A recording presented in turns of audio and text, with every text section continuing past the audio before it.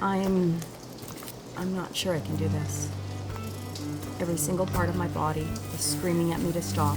I've been climbing for what feels like an eternity, 8 hours straight.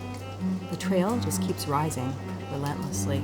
If you've ever wondered what it truly feels like to teeter on that razor-thin edge of quitting, then stick around, because today, the Nepisiquit Trail almost won. Almost. Day 5. I think it's Friday. So I want to get to Bear Campsite tonight. My legs feel a little fatigued, but not bad. Not too bad. Oh, for having walked almost 100K in the last 4 days. If you're new here, let me give you the lowdown. The Nepisiquit is this incredible, brutal, 150-kilometer ribbon of rocks, roots, and relentless elevation that snakes its way through New Brunswick's wildest, most untamed country. It's not for the faint of heart, that's for sure. I started at the western terminus with 2 trail companions 4 days ago. I've already managed to survive frost inside my tent, a derailment of my trail companions, and enough blood and blisters to film a particularly squelchy horror movie. But honestly, nothing. Absolutely nothing could have prepared me for today. We're talking 24 kilometers of kneecapping climbs, my nerves on edge, and a moment on a main road where I genuinely, truly forgot which way was forward. So I'm here at this TM campsite right now, and it's at kilometer 64 approximately, so it means I got 64 kilometers to go, 3 days to do it, not bad. I'm going to go past Go Pit Beaver campsite today. I should be passing that around noon. And the Narrows, looks like a cool spot to have lunch. I go past the Nepisiquit Falls as well, which is a beautiful spot, I hear. And I want to hit the Muin or Bear Campground by nightfall, and that's at the 41 kilometer mark. So I'm gonna do about 24 kilometers today. The day began innocently enough, almost acceptably so. I woke up inside the incredible moose teepee at the TM campsite. Instead of packing up a frosty tent, I just had to roll my sleeping bag, feeling grateful for the solid roof over my head. I actually found myself smiling at the sunrise, soft golden glow filtering through the trees. Maybe the trail would be kind today, I optimistically whispered to myself, putting on a brave face for the day ahead. Spoiler alert, folks. The trail was absolutely not kind, not even a little bit. Imperceptibly at first, the path tilted and kept tilting. Before I knew it, that gentle incline had morphed into a steep, unrelenting ascent. I have to go all the way to the top up there. The sign's not even kidding. I was hauling myself up granite slabs, my hands grabbing fistfuls of blueberry brush and whatever sturdy roots I could find for leverage. I gotta take a break. So, I was clipping along really good. I'm actually at the 60K mark right now. So, I've done 4K in an hour and a half. It's 10 o'clock. And so I was clipping along good. But when I get steep elevations like this one, it slows me down a lot. The easy miles were a distant, knocking memory. Around the 60-kilometer mark, the entire character of the forest changed dramatically. The cheerful birches thinned out, replaced by a dense, claustrophobic crowd of spruce, their dark branches heavy with shadows. Oh, that scared me. Every gnarled root and oddly shaped boulder suddenly looked like a lurking black bear. Some fresh bear scat. Each dark deposit meant 2 things. It's still warm. First, bears are absolutely thriving out here. And second, my carefully packed protein bars suddenly tasted a lot like pure adrenaline. I pushed on, climbing, then descending, then climbing again. The elevations never seeming to let up. I'm gonna try and push, even if I have to eat in the dark. It's only 3:10. So that means if I push, I'll get into my site at about 7 kilometers.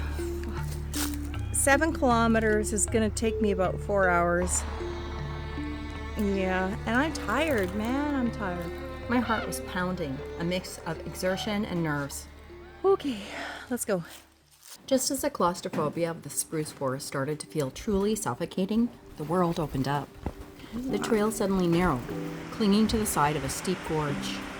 This was the Narrows, breathtaking section where the mighty Nepisiquit River funnels through a sheer rock channel hundreds of feet below. The roar of the water was a powerful, primal sound, and for the first time all day it drowned out the buzzing of the mosquitoes and the anxious chatter in my head. Did I just find the most beautiful spot in New Brunswick? Following this dramatic ridgeline, the trail climbed one last time to a rocky bluff, Ritchie Lookout. And the view? It was everything. Crazy how beautiful this is. A panoramic vista of the entire river valley, a rolling sea of green and gold under the afternoon sun. It was one of those moments that make you remember why you do this, why you put yourself through the pain. Seeing how far I'd come, laid out like a map behind me, gave me a desperately needed surge of energy and perspective. For a few perfect minutes, I wasn't just a tired hiker. I was on top of the world. But the trail is a fickle friend. That moment of clarity was short-lived because just beyond the lookout, the trail spit me out onto a logging road. It was so wide, so perfectly graded, so unnatural after the tight, wild trail, that it felt utterly alien. Here's what extreme fatigue truly does to you. It scrambles your compass, both literal and metaphorical. I knew I had to rest, had to regain control. I consciously forced myself to set my pack down, the weight momentarily lifting from my shoulders. Then I forced a 10-minute reset. I sat down against my pack, elevated my aching legs against a tree, and focused on breathing deeply through my nose, trying to slow my racing heart. The sign at the intersection of the logging road said, "Share trail with the road for about 2 kilometers before entering the woods again on the right." 2 kilometers. About half an hour, I figured. No problem.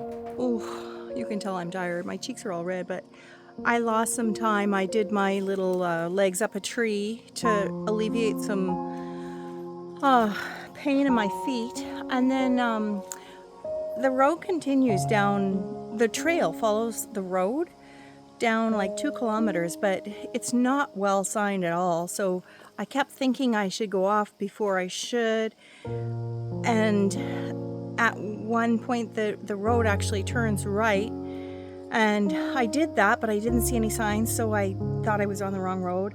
And I went straight. There was a big hill I had to go down, and then it was ended at the river.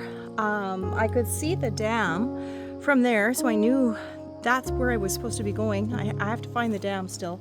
This is just a beaver dam, it's not that dam. But eventually I found it. There was an old trail marker just before the real sign to go off trail. And I had to climb a gravel bank on the side of the road. Don't be fooled with that. That's old.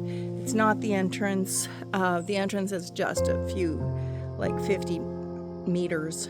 50, anyway, a few feet down. Oh God, I'm tired.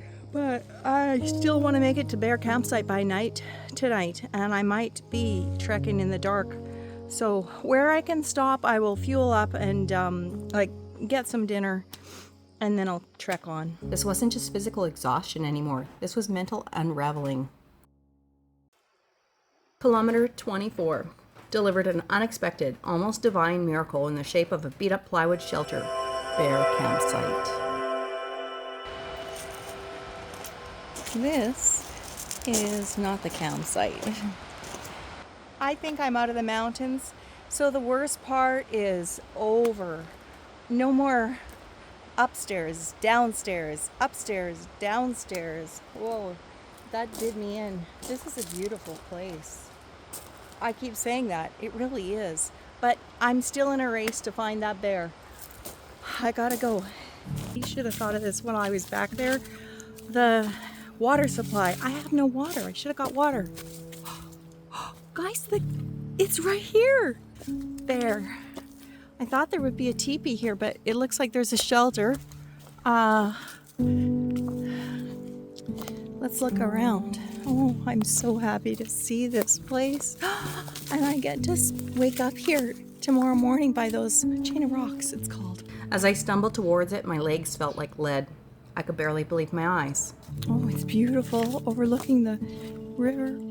Oh, yeah, I got good stairs. I don't have to worry about tripping. And nobody's in it. Oh. Someone, some kind, thoughtful soul, had left a warm blanket neatly folded on the floor. Oh, there's a blanket in it. Oh, must belong to the same person that has a lawn chair here. It smelled faintly of wood smoke and a profound, anonymous kindness.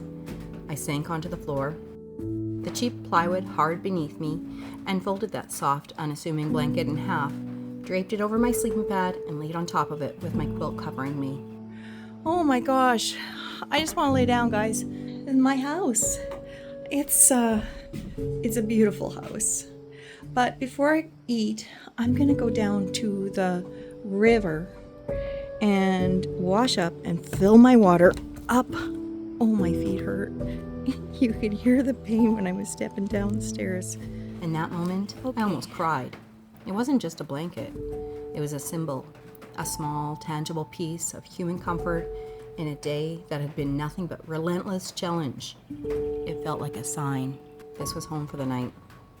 I lingered there, letting my legs stop their involuntary spasms and my mind quiet down. That small act of kindness, that brief respite, had recalibrated something deep inside me. It reminded me that even on the hardest days, there are moments of beauty and unexpected comfort. A perfect day. But the day wasn't quite over. It's Friday night, around midnight. Someone pulls up at your campsite or on a quad. If you're not already, be sure to subscribe if you want to see who shows up in the middle of the night. Wish me luck, and happy trail. Coming up next on the Nepisiquit Trail. All tucked in. Sky